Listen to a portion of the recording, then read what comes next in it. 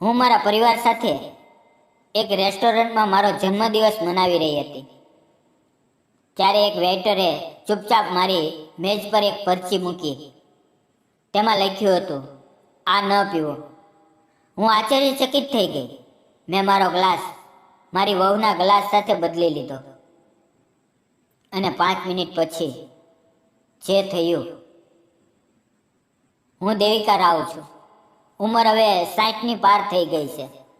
વાવમાં સફેદી આવી ગઈ છે અને હથેળીની રેખાઓ જાણે વીતેલા વર્ષોની વાર્તાઓ કહેતી રહે છે. આજે જ્યારે હું મારા રૂમની બારી પાસે બેસીને આ વાર્તા લખું છું, તે રાત જ્યારે મારા જન્મદિવસની ખુશીઓ તે ઝેરમાં બદલાઈ ગઈ હતી. તે સાંજે મારો દીકરો આરવ, વહુ ઈશાની અને હું ત્રણેય શહેરના એક શાનદાર રેસ્ટોરન્ટમાં બેઠા હતા. આરવે મોટી મહેનતથી તે જગ્યા બુક કરી હતી. તેણે કહ્યું હતું, માં આજે કોઈ ચિંતા નહીં, બસ હસો. આજે તમારો જન્મદિવસ છે. હું હસતી હતી, પણ અંદર કંઈક અજીબ હતું. કદાચ ઉંમરની અસર અથવા તે અવી બેચેની જે માને ત્યારે થાય જ્યારે કોઈ અદૃશ્ય ખતરો તેના બાળકોની આસપાસ ફરે છે.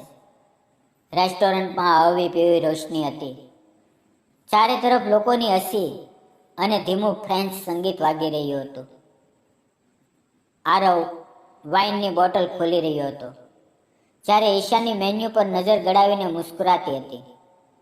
પણ તેની મુસ્કાનમાં કંઈક હતું, જાણે દરેક હસી પાછળ કોઈ હિસાબ છુપાયેલો હોય. મેં કહ્યું, આજે તો હું માત્ર મીઠાઈ ખાઈશ, આરવ. તે હસ્યો. પહેલા વાઇનનો ટેસ્ટ તો થવો જોઈએ, માં. મેં હા પાડી. એ જ વખતે જ્યારે હું પ્લેટમાં મૂકેલા સલાડને કાંટા વડે હલાવતી હતી, એક વેઇટર આવ્યો. તેણે ઝૂકીને ધીમેથી મારી પ્લેટની કિનારે એક વાકી પરચી મૂકી દીધી.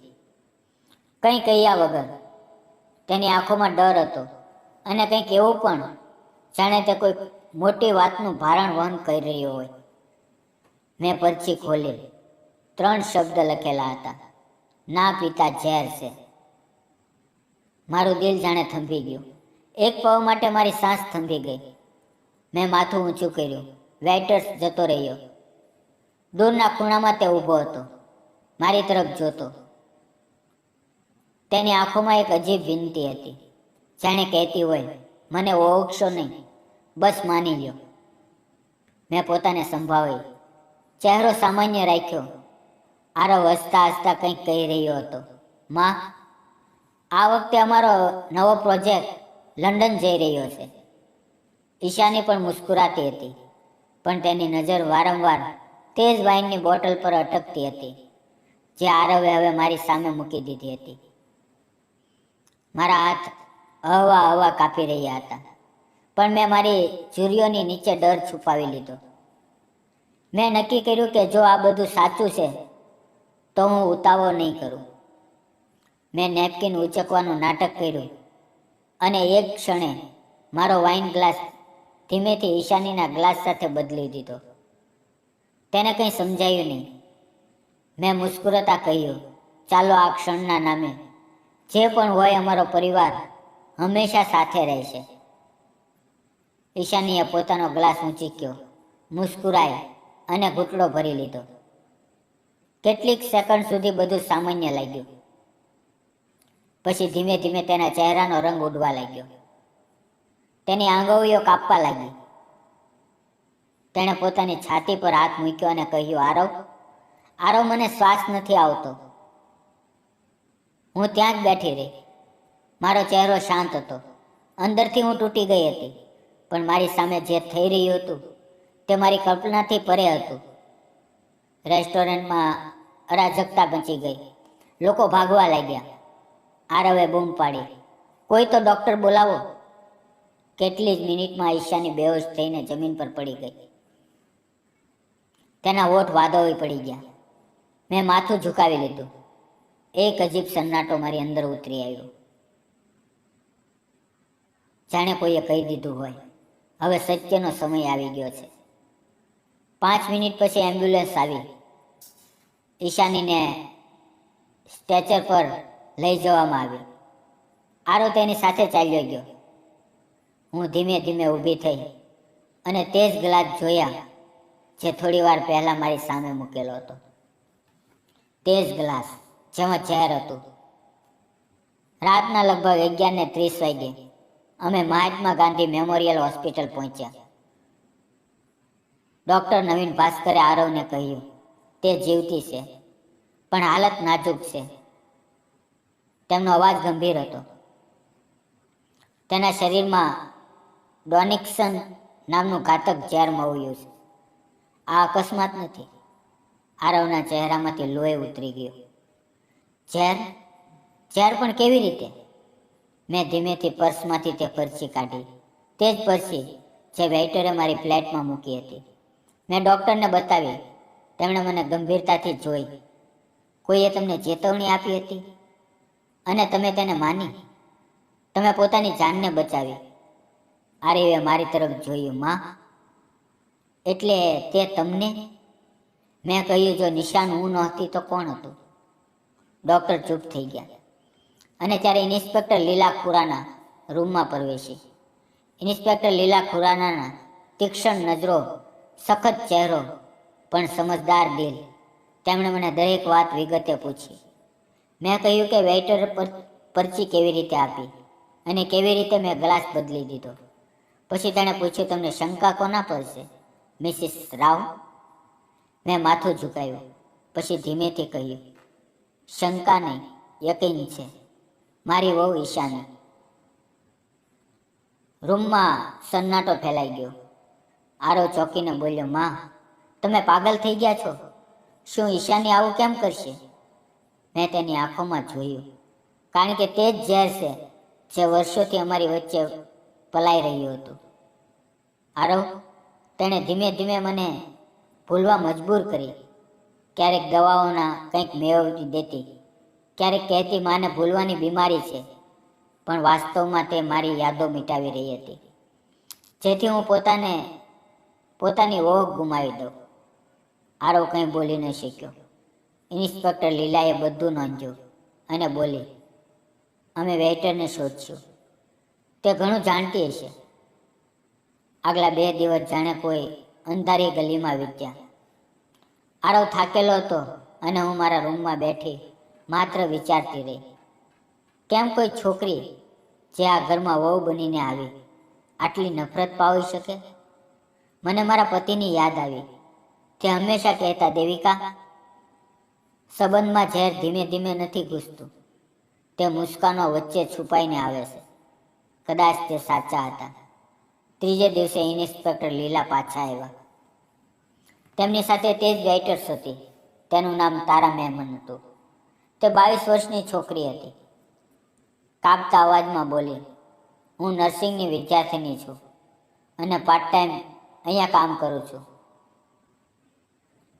તે રાત્રે મેં તમારી વહુને ઓળખી. તેનું અસલી નામ ઈશાની દત્તા છે. મેં આશ્ચર્યથી કહ્યું, દત્તા? તારા બોલી, હા, મારી દાદી તેની દર્દી હતી. તે તેમની સંભાળ લેતી હતી. 6 મહિના પછી મારી દાદીનું મૃત્યુ હાર્ટ ફેલિયર કહીને બતાવવામાં આવ્યું, પણ રિપોર્ટમાં તે જ ઝેર હતું, ડોનેક્સી. રૂમમાં સન્નાટો ફેલાઈ ગયો. આરવનો ચહેરો બુઝાઈ ગયો. તેણે પૂછ્યું, તો તેણે પહેલાં પણ? તારાએ માથું હલાવ્યું. મને વિશ્વાસ નહોતો, પણ જ્યારે મેં તેને અહીં જોઈ તો મને સમજાઈ ગયું કે ઇતિહાસ પોતે પુનરાવર્તિત થઈ રહ્યો છે. તેથી મેં તે પર્ચી લખી. મેં તારાની આંખોમાં જોયું. તે મારી જાન બચાવી, બેટી. તેની આંખોમાં આંસુ હતા. કાશ હું મારી દાદીને પણ બચાવી શકી હોત. તે રાત્રે જ્યારે હું ઘરે પાછી આવી તો અરીસામાં પોતાને જોઈ. મારા ચહેરા પર ઝુરીઓ હતી, પણ તે ઝુરીઓની અંદર હવે એક અજીબ શાંતિ હતી. હું જાણતી હતી આ વાર્તા હજી પૂરું નથી થઈ, કારણ કે જેણે ઝેર બનાવ્યું હવે તે પોતે જ ઝેરમાં ડૂબવાની હતી. તે રાત પછી મને ઊંઘ ન આવી. બારીની બહાર અંધારું હતું. પણ અસલી અંધારું તો મારી અંદર હતું. અને તે રાત્રે તે સન્નાટો મને કહી રહ્યો હતો કે આગલી સવારે કંઈક મોટું થવાનું છે. સવારે જેવો હોસ્પિટલમાંથી ફોન આવ્યો, મારું દિલ ધડકવા લાગ્યું. ફોન પર આરવનો અવાજ હતો, તૂટલો, કાપતો. માં તે હોશમાં આવી ગઈ છે. મેં ધીમા અવાજે કહ્યું, હું આવું છું બેટા. હું જાણતી હતી હવે એક એવો સામનો થશે જેમાંથી ન તો હું બચી શકું ન તે. જ્યારે હું હોસ્પિટલ પહોંચી તો રૂમમાં અજીબ ઠંડક હતી. સફેદ દિવાલો, મોનિટરની બીપની અવાજ અને ઈશાની જેના કાંડામાં હથકડી બાંધેલી હતી. તેની આંખોમાં થાક હતો, પણ અંદર ક્યાંક એક અજીબ મુસ્કાન છુપાયેલી હતી, જાણે તેને કોઈ પસ્તાવો જ ન હોય. તે મને જોતા જ બોલી, માજી તમે બચી ગયા. તેના અવાજમાં ન પસ્તાવો હતો ન ડર. મેં એક પળ માટે તેની આંખોમાં જોયું, તે જ આંખો જે ક્યારેક મારા દીકરા સાથે પ્રેમનું વચન આપતી હતી, આજે ઝેરનો અરીસો બની ગઈ હતી. મેં પૂછ્યું, કેમ ઈશાની, કઈ વાતની આટલી નફરત હતી મારાથી? તે હસી, ધીમી ખોખલી હસી. નફરત નહીં માજી, આ નફરત નહોતી, આ આઝાદી હતી. તમે મને દરેક ક્ષણે યાદ અપાવતા હતા કે હું કોઈ બીજાના ઘરની વહુ છું, તમારી નહીં. હું તમને જોતી અને લાગતું તમે મારી શ્વાસ પણ ગણ્યો છો, તો મેં બસ તે ગણતરી પૂરી કરવાનું નક્કી કર્યું. આરવે ઘૂરીને કહ્યું, તું પાગલ થઈ ગઈ છે ઈશાની? તે શાંત અવાજમાં બોલી, ના આરવ, હું ઘણી સમજદાર છું. મેં માત્ર અંતને થોડું વહેલું બોલાવી લીધું. આખરે મરવું તો બધાને જ છે ને. રૂમમાં ઇન્સ્પેક્ટર લીલા પણ હતા. તેમણે કહ્યું, દરેક વ્યક્તિ મરે છે ઈશાની, પણ કેટલાક પોતાના કર્મોથી અને કેટલાક પોતાના ઝેરથી.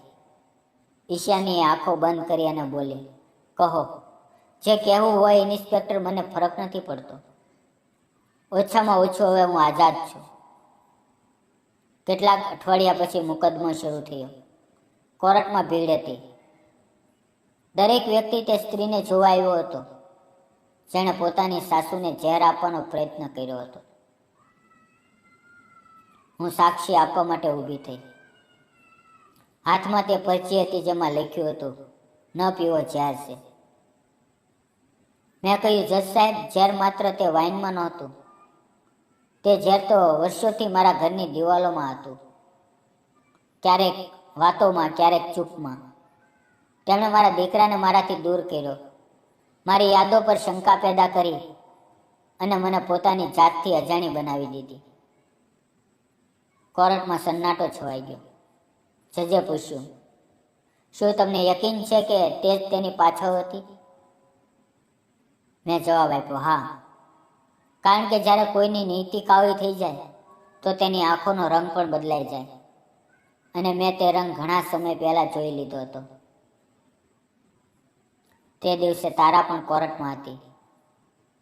તેણે પૂરા આત્મવિશ્વાસથી કહ્યું, મારી દાદીના મૃત્યુ પાછળ પણ આ સ્ત્રી હતી.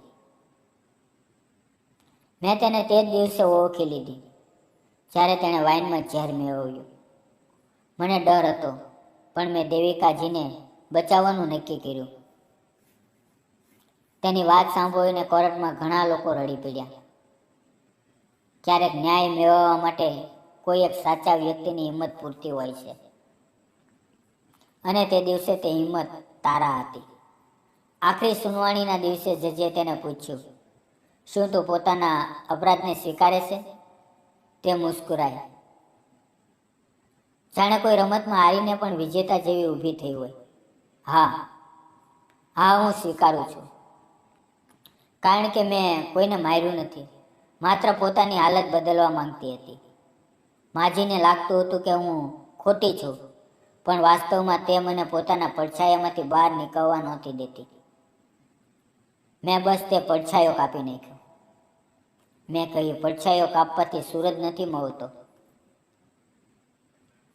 ઈશાની, માત્ર અંધારું વધી જાય છે. જજે દસ્તાવેજો પર નજર કરી અને નિર્ણય સંભળાવ્યો. ઈશાની શર્માને આજીવન કેદની સજા આપવામાં આવે છે. કોર્ટમાં સન્નાટો ફેલાઈ ગયો. ઈશાનીની આંખોમાં કોઈ પસ્તાવો નહોતો, માત્ર એક હળવી મુસ્કાન હતી. જાણે તે કહેતી હોય, મેં જે માંગ્યું તે મેળવી લીધું. તે દિવસ પછી આરવ ઘણો બદલાઈ ગયો. તે ચૂપ રહેવા લાગ્યો. ક્યારેક મને જોતો અને કહેતો, માં હું તેની અસલિયત કેમ ન સમજી શક્યો. હું તેના માથે હાથ મૂકી દેતી, કારણ કે તે પ્રેમ પર વિશ્વાસ કર્યો હતો અને તેણે તે વિશ્વાસને હથિયાર બનાવી લીધો. ભૂલ તારી નહોતી બેટા. તે મારા ખંભા પર માથું મૂકીને રડતો અને હું તેની પીઠ સહેલાવતી. ક્યારેક આંસુ પણ કોઈ આત્માના ઝેરને બહાર કાઢી દે છે. અને આરવના આંસુમાં એ જ થયું. તેને મુક્તિ મળી ગઈ. કેટલાક મહિના પછી હું બધું છોડીને ઋષિકેશ આવી ગઈ. ગંગા કિનારે એક નાનું ઘર લીધું. સવારે સવારે આરતીનો અવાજ આવે, હવામાં ભક્તિ ઘૂંટાયેલી રહે. ત્યાં જ મારી તારા સાથે મુલાકાત થઈ. તે જ છોકરી જેણે મને બચાવી હતી. તે હવે ત્યાં નર્સિંગનું કામ કરે છે. અમે બંને મળીને વૃદ્ધોની સંભાળ લેવા લાગ્યા. ધીમે ધીમે મારા જીવનમાં શાંતિ પાછી આવી. ક્યારેક રાત્રે હું ગંગા કિનારે બેસું અને વિચારું, શું મને ઈશાની પર ગુસ્સો છે? ના, હવે નહીં. કારણ કે મને અહેસાસ થયો, તે ઝેર તેની રગોમાં નહોતું, તેની આત્મામાં હતું. તે સમજી કે શક્તિ કોઈને ખતમ કરવામાં છે, પણ અસલી શક્તિ તો બચી જવામાં છે. એક દિવસ ડાકીઓ એક લિફાફો લાવ્યો. લિફાફા પર જેલનું સરનામું લખેલું હતું. અંદર એક નાનો પત્ર હતો, ઈશાનીનો આખરી સંદેશ. તમારે મારો આભાર માનવો જોઈએ. દેવિકા, મેં તમને સત્ય બતાવ્યું. આખરે દરેક વ્યક્તિ એકલો રહી જાય છે. મેં પત્ર જોયો અને કંઈ વિચાર્યા વગર તેને બાળીને રાખ કરી દીધો. આગની જવાઓ ઉઠી અને રાખ હવામાં ઉડી ગઈ. જાણે કોઈ જૂના દુઃખનું અંતિમ સંસ્કાર થઈ રહ્યો હોય. મેં બારીમાંથી બહાર જોયું. ગંગાની લહેરો ચમકી રહી હતી. આરવ મારી પાસે આવ્યો. મેં કહ્યું, બેટા, ક્યારેક નરકનો ચહેરો પણ સુંદર હોય છે અને તે ચહેરાથી બચી નીકળવું એ જ અસલી આસ્થા છે. તેણે મારો હાથ પકડી લીધો. અમે બંને ચૂપ રહ્યા. ક્યારેક શબ્દોની જરૂર નથી પડતી, કારણ કે શાંતિ ત્યારે મળે છે જ્યારે માનવ દુઃખને સ્વીકારી લે. હવે હું દર સવારે મંદિરની ઘંટીઓ વચ્ચે જાગું છું. મને લાગે છે મેં જીવનને નવેસરથી મેળવી લીધું છે. જે ઝેર કોઈ બીજાએ મારા માટે મૂક્યું હતું, તે જ હવે મારી અંદર પાઠ બની ગયું છે. અને જ્યારે કોઈ મને પૂછે છે, દેવિકા, શું તમે તે દિવસનો ડર ભૂલી ગયા? તો હું મુસ્કુરાઈને કહું છું, ના, પણ મેં તેને માફ કરી દીધું. કારણ કે જે માફ કરે છે તે જ સાચો વિજેતા હોય છે.